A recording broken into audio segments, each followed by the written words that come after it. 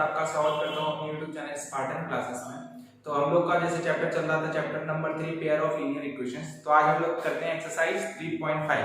अगर आपको ये वीडियो पसंद आता है तो आप इसको लाइक और शेयर कीजिए और सब्सक्राइब कीजिए। चलिए स्टार्ट करते हैं। तो एक्सरसाइज 3.5 में हमारी क्या है, हमें इक्वेशन की कंसिस्टेंसी बतानी है। कंसिस्टेंसी से मतलब अगर कोई इक्वेशन के सॉल्यूशन है तो आपको सॉल्यूशन निकालने को क्या बोलते हैं, कंसिस्टेंसी। अगर किसी दो इक्वेशन को सॉल्व करने पे x और y के जैसे हम लोगों ने सॉल्यूशन निकाले लास्ट एक्सरसाइजेस में, तो सिस्टम होगा कंसिस्टेंट, और अगर कोई सॉल्यूशन नहीं होगा तो सिस्टम इनकंसिस्टेंट। जैसे कि चलिए समझते हैं एग्जांपल से। हमारे पास दो इक्वेशंस हैं, जैसे for example a1x b1y plus c1 equal to 0 ये है। और सेकंड इक्वेशन क्या है, a2x plus b2y plus c2 equal to 0 ये। तो हमें अगर सिस्टम हमारा कंसिस्टेंट है,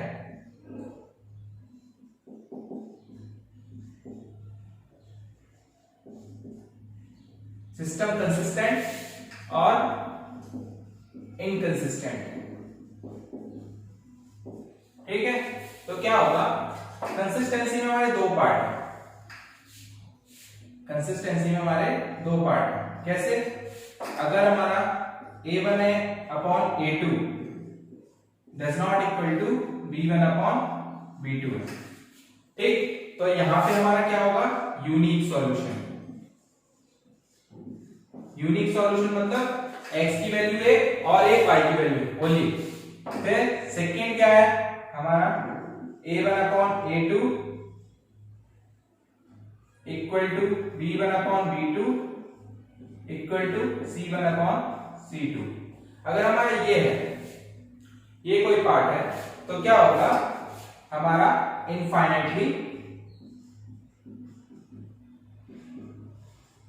मैनी सॉल्यूशन, इनफाइनाइट सॉल्यूशन है, इनफाइनाइट सॉल्यूशंस। फिर यहां पे इनकंसिस्टेंट में क्या होगा, इनकंसिस्टेंट में सिर्फ हमारा एक ही पार्ट है, हमारा a1 अपॉन a2 होगा equal to b1 upon b2 और does not equal to c1 upon c2 ये होगा। तो यहां पे क्या होगा हमारा, नो सॉल्यूशन, ठीक है। ये है सिस्टम की कंसिस्टेंसी और इनकंसिस्टेंसी। ये हमारी इक्वेशंस की, अगर ये जनरल इक्वेशन से सॉल्व किया था हम लोगों ने, ठीक है। तो अगर सिस्टम हमारा क्या होगा, कंसिस्टेंट होगा। सिस्टम हमारा क्या होगा, अगर सिस्टम हमारा कंसिस्टेंट होगा, ठीक है। और कंसिस्टेंसी में हमारे दो चीजें हैं, क्या है, a1 upon a2, a1 upon a2 does not equal to b1 upon b2। तो हमारा क्या आएगा, यूनिक सॉल्यूशन। फिर ये होगा a1 upon a2 equal to b1 upon b2 equal to c1 upon c2। तो क्या आएगा, इनफाइनाइटली सॉल्यूशन, इनफाइनाइट सॉल्यूशन आएंगे, इनफाइनाइट सॉल्यूशन आएंगे। फिर इनकंसिस्टेंट में अगर ये कंडीशन आ रही है तो नो सॉल्यूशन होगा, ठीक है। ये हमारी कंसिस्टेंसी है। तो अगर आपकी कंसिस्टेंसी पहले चेक कर लो तो आपको इक्वेशन सॉल्व करने की जरूरत नहीं पड़ेगी। तो हम लोग कंसिस्टेंसी को एक क्वेश्चन से समझते हैं। क्वेश्चन नंबर पहला है एक्सरसाइज 3.5 का, एक्सरसाइज 3.5 है, ठीक है। एक्सरसाइज 3.5 में क्या है, हम सबसे पहले क्या करें, इसको जनरल फॉर्म में चेंज कर लें। क्या था, a1x b1y और c1, तो ये हो गया। फिर इसको भी ऐसे ही कर लो, 3x माइनस 9y माइनस 2। अब यहाँ पे a1 की वैल्यू क्या है, यहाँ पे 1, a2 की वैल्यू क्या है 3, b1 की वैल्यू क्या है -3, c1 की वैल्यू क्या है -9, ठीक। c1 की वैल्यू क्या, c2 की वैल्यू है सॉरी c2 c1 की वैल्यू है -3 और c2 की वैल्यू है हमारी -2, ठीक है। अब यहाँ पे निकालिए। सबसे पहले a1 अपॉन a2 क्या आया, 1/3, b1 अपॉन b2 क्या आया हमारा -9/3/9, तो क्या आया 1/3, और c1 अपॉन c2 क्या आया हमारा -3/2।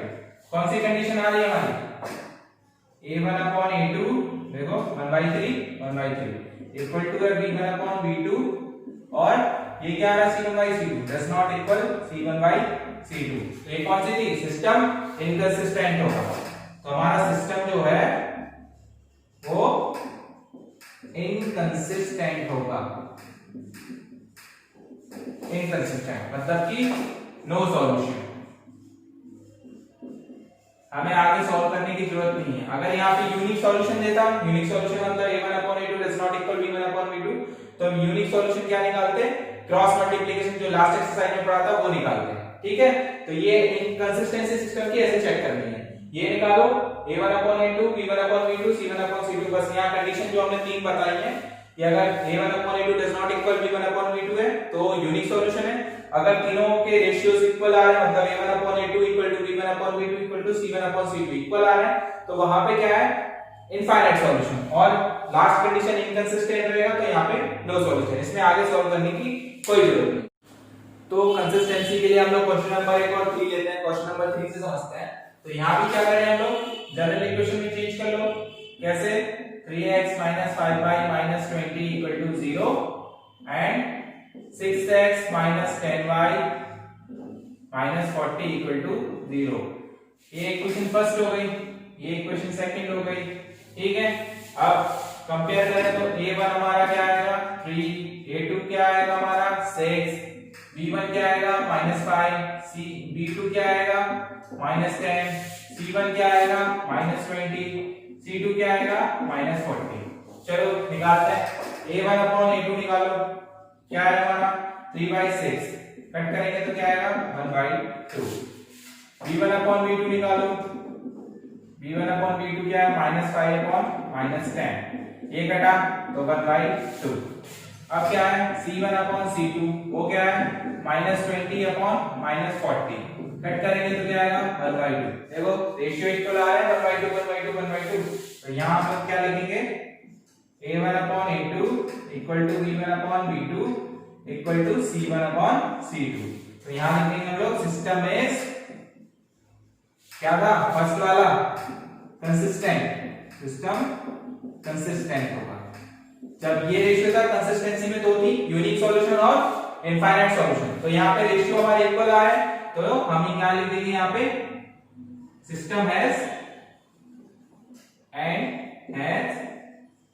Infinite solution, infinite solutions. ठीक है, तो हम लोग क्वेश्चन नंबर 5 देखते हैं। क्वेश्चन नंबर 5 में क्या बोला है, क्वेश्चन नंबर 5 में बोला है find the value of k for following data, find the value of k for following data and system has unique solution. इसके बाद बोल दिया सिस्टम हैज यूनिक सॉल्यूशन, हमें k की वैल्यू फाइंड करनी है, यूनिक सॉल्यूशन। तो यूनिक सॉल्यूशन की कंडीशन क्या थी हमारी a1/a2 does not equal b1/b2, ये थी। तो हमें k की कोई ऐसी वैल्यू निकालनी है जिसके लिए सिस्टम हमारा यूनिक सॉल्यूशन है। तो यहाँ पे a1 की वैल्यू क्या है k, a2 की वैल्यू क्या है 3, हमें इन दोनों की जरूरत है, तो b1 2 है और b2 हमारा 1 है। ठीक है, तो हम क्या करें a1/a2 does not equal b1/b2, तो a1 हमारा क्या है k और a2 हमारा 3 does not equal 2/1, तो k does not equal क्या होगा क्रॉस मल्टीप्लाई कर देंगे तो 6, k की वैल्यू 6 ना हो बाकी कोई भी नंबर हो तो क्या होगा हमारा सिस्टम हैज यूनिक सॉल्यूशन होगा। हमारा नेक्स्ट क्वेश्चन है क्वेश्चन नंबर 7, यहां भी क्या है सिस्टम हैज यूनिक सॉल्यूशन, तो हमें k की वैल्यू फाइंड करनी है यूनिक सॉल्यूशन के लिए, find the value of k।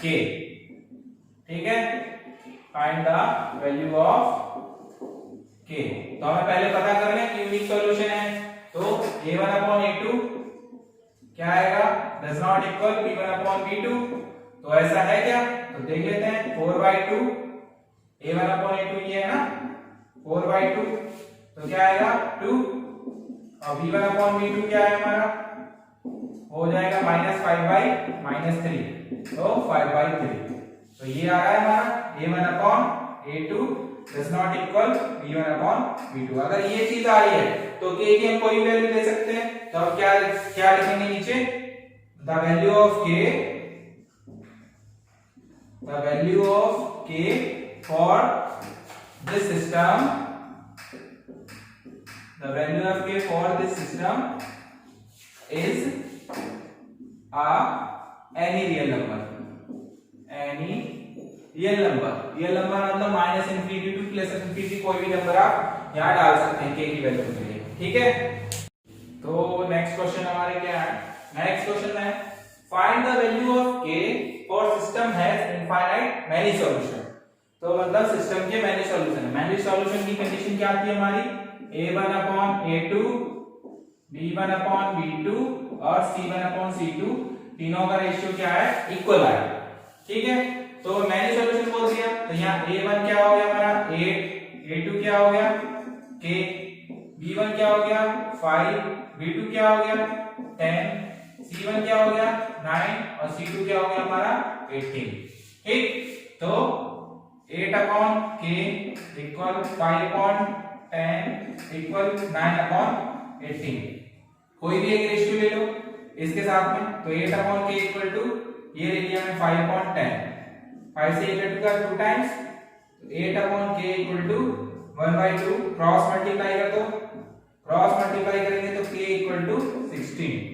ये k की वैल्यू 16 के लिए ये क्वेश्चन इनफाइनाइट सॉल्यूशन देगा। नेक्स्ट क्वेश्चन हमारा क्वेश्चन नंबर 14 है एक्सरसाइज 3.5 का, कि find the value of k system has many solution, many solution है इनफाइनाइट मैनी सॉल्यूशन का। तो हमारा रेशियो एज इट इज जैसा लास्ट क्वेश्चन में था, a1 upon a2 equal to b1 upon b2 equal to c1 upon c2, ये करना है।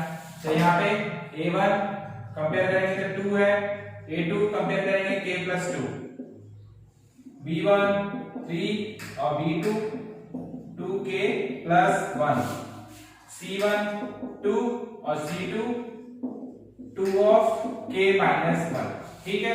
चलो निकालते हैं, तो a1 upon a2 b1 upon b2 c1 upon c2, 2 upon k plus 2, 3 upon 2k plus 1 और 2 upon 2 of k minus 1।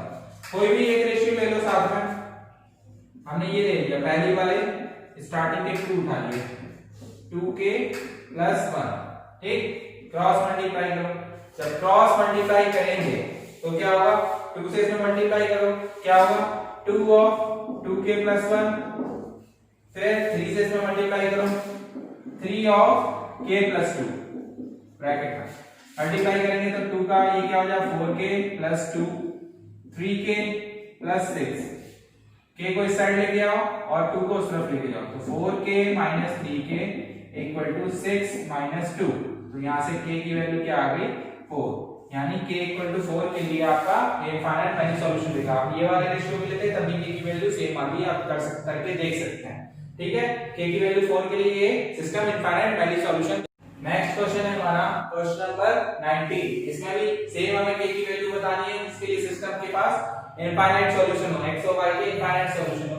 तो आप तो समझ गए होंगे क्या करना है, a1 upon a2 b1 upon b2 और c1 upon c2, तीनों का रेशियो इक्वल आना चाहिए। ये कंडीशन के लिए क्या होगा 2 upon k minus 1, अब डायरेक्ट करना है b1 3 upon k plus 2 और ये क्या हो रहा है k upon 3k, k upon 3k है, हाँ k upon 3k। चलो k की वैल्यू निकालिए, तो 2k minus 1, ये k से k का क्या आएगा 1/3, तो इसी रेशियो को उठा ले रहे हैं, क्या आएगा ये 1/3, ठीक। इसी रेशियो को उठा लिया तो क्रॉस मल्टीप्लाई करेंगे क्या होगा 3 into 2 6 k minus 1, 1 को इस तरफ लेके जाओ तो 6 plus 1, k की वैल्यू क्या आ गई 7, ये हो गया आंसर, यानी k equal to 7 के लिए सिस्टम इनफाइनाइट सॉल्यूशन देगा, ठीक। तो अगर आप ये रेशियो लेते तो भी यही आंसर आता हमारा, आप करके देख सकते हैं बाद में। क्वेश्चन नंबर 20 में क्या है हमारे, find the value of k for system has no solution, system के पास सॉल्यूशन नहीं बताना है कि कोई सिस्टम का सॉल्यूशन नहीं, तो नो सॉल्यूशन की कंडीशन क्या आती है हमारी, a1 upon a2 b1 upon b2 equal हो और does not equal c1 upon c2, ये था। तो यहां से रेशियो निकालते हैं, क्या था k/6 equal to -5/2 equal to does not equal होगा cy, ये 2/7 की हम क्या करेंगे, ये रेशियो उठा लो k by 6 minus 5 by 2 cross multiply करो तो k इक्वल टू क्या होगा -5 into 6 upon 2 2 से ये गया 3 टाइम तो k की वैल्यू -15 यानी -15 के लिए ये सिस्टम हैज नो सॉल्यूशन होगा। ये हमारा ये हो गया। सेव करना है यूनिक सॉल्यूशन के लिए क्या करना है a1 upon a2 does not equal b1 upon b2। Many solution के लिए क्या होना चाहिए तीनों का रेशियो इक्वल होना चाहिए और नो सॉल्यूशन के लिए लास्ट वाला जो रेशियो है वो डज नॉट इक्वल होना चाहिए स्टार्टिंग के दोनों रेशियो के। क्वेश्चन नंबर 25 क्या है हमारा क्वेश्चन नंबर 25 है कि सिस्टम के पास कोई सॉल्यूशन ना हो k की किस वैल्यू के लिए तो हमारा रेशियो क्या था a1 upon a2 does not equal b1 upon b2 equal to और does not equal c1 upon c2। ये आना है तो यहाँ निकालो k upon 12 equal to 3 upon k does not equal क्या होना है k minus 3 by 6। ठीक है तो स्टार्टिंग के दोनों रेशियो उठा लो क्या होगा 3 by k क्रॉस मल्टीप्लाई करो क्या होगा k स्क्वायर इक्वल टू 36। अब यहाँ पे k की क्या आएंगी दो वैल्यूज आएंगी प्लस माइनस 6 तो हमें इसमें से कौन सी वैल्यू पिक करना है कौन सी वैल्यू पिक करना है तो हमें क्या करना है यहाँ k की वैल्यू जब पहले प्लस साइन रखो फॉर पॉजिटिव साइन के लिए पॉजिटिव साइन मतलब 6 रखो यहाँ पे क्या होगा 6x plus 3y equal to 6 minus 3 मतलब कि 3। यहाँ रखो सेकंड इक्वेशन में तो क्या होगा 12x plus 6y equal to 6।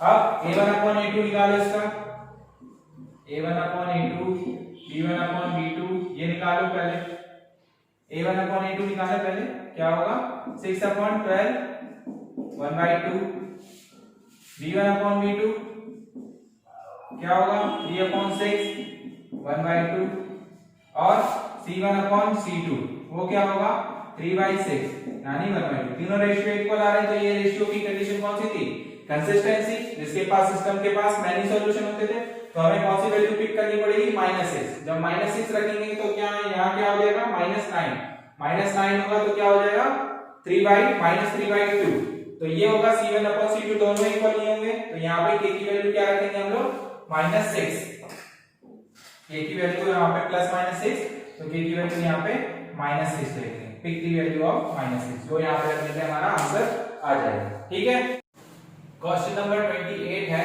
Find the value of k for system has पहला पार्ट है यूनिक सॉल्यूशन और दूसरा पार्ट है नो सॉल्यूशन। तो पहले पार्ट के लिए हमारा रेशियो क्या होना चाहिए a1 upon a2 does not equal b1 upon b2। a1 upon a2 क्या है k by 3 does not equal 2 by 1 b1 upon b2। तो क्रॉस मल्टीप्लाई करेंगे तो 3 into 2 क्या हो जाएगा 6 यानी k की वैल्यू 6 ना होके कोई भी हो जाए तो सिस्टम हैज इसलिए सिस्टम हैज दिया हुआ था यूनिक सॉल्यूशन होना उसने पहले बोला था कि सिस्टम के पास यूनिक सॉल्यूशन है तो k की वैल्यू फाइंड करो तो 6 छोड़ के सिस्टम की वैल्यू कोई भी हो तो हमारा ये इक्वेशन सिस्टम हमारा यूनिक सॉल्यूशन है। सेकंड पार्ट नो सॉल्यूशन की कंडीशन क्या है हमारी a1 upon a2 equal to b1 upon b2 does not equal to c1 upon c2 ये होना चाहिए। तो क्या है हमारा k upon 3 equal to 2 upon 1 equal to 5 upon does not equal 5 upon 1। ठीक है तो हम c वाला रेशियो ले लें थर्ड वाला क्योंकि हमें नो सॉल्यूशन बताना है ना तो does not equal 5 upon 1 k does not equal क्या होगा 15। अगर k की वैल्यू 15 ना हो कोई भी चीज होगी तो सिस्टम हैज नो सॉल्यूशन। ठीक है देन अगर सिस्टम हैज नो सॉल्यूशन तो आगे के जो क्वेश्चन है वो इसी टाइप के हैं जिसमें कंसिस्टेंसी चेक करनी है तो आपको समझ में आ गया। एक बार फिर से रिवाइज कर देता हूं। अब अगर हमें क्वेश्चन को सॉल्व कर रहे हैं दो इक्वेशंस को तो उसमें दो टाइप के होते हैं कंसिस्टेंसी और इनकंसिस्टेंसी। कंसिस्टेंसी क्या होते हैं दो टाइप्स होते हैं एक तो यूनिक सॉल्यूशन की कंडीशन क्या है a1 upon a2 does not equal to होना चाहिए b1 upon b2 के। सेकंड क्या था कंसिस्टेंसी में इनफाइनाइट मैनी सॉल्यूशन में क्या होगा a1 upon a2 equal to b1 upon b2 equal to c1 upon c2। ये थी हमारी कंसिस्टेंसी। अब दूसरा पार्ट क्या था इनकंसिस्टेंट। जब सिस्टम के पास कोई सॉल्यूशन नहीं होता है तो उसको बोलते हैं इनकंसिस्टेंसी। इनकंसिस्टेंसी में क्या था, a1/a2 equal to b1/b2 does not equal to c1/c2। तो ये थी आज का हमारा क्या एक्सरसाइज 3.5। इसके आगे के जो क्वेश्चन है वो इसी टाइप के हैं, तो आप लोग ट्राई कीजिएगा। और अगर कोई क्वेश्चन नहीं आता समझ में तो आप मुझे बता सकते हैं कमेंट सेक्शन में। अगर आपको वीडियो पसंद आता है तो आप इसको लाइक और शेयर कीजिए और सब्सक्राइब कीजिए।